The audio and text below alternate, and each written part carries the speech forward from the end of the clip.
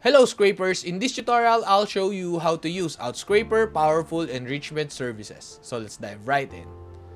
First, head over to Outscraper and log into your account.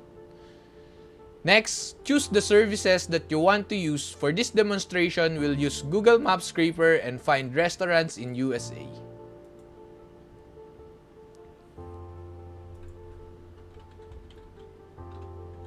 I'll input the categories for restaurant and use the exact match filter. I'll limit my result to only 500. To use enrichment, you have two options. First, use enrichment package, the lead gen packs.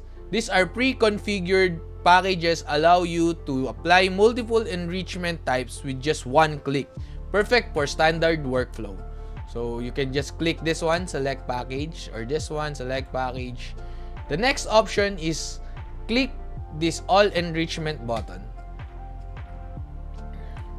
This all enrichment panel lets you select specific enrichments that may be useful for your use cases. So for this tutorial, we'll use email and contact scraper enrichment to make sure that we get email and contacts. I also use the filter button of email and contact scraper to ignore without emails and delete email duplicates. Once everything is set, click Get Data. Here, you will be prompted by a window containing the information of your scrape. As you can see in here, you can see email and contact scraper enrichment.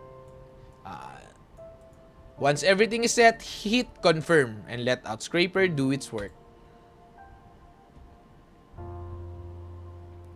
When the process is done, just click this download button and download your result.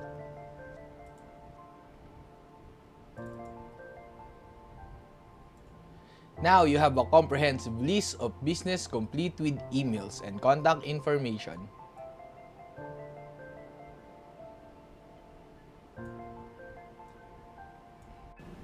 And that's how you use Outscraper enrichment services. Head over to Outscraper and try our free tier. Happy scraping!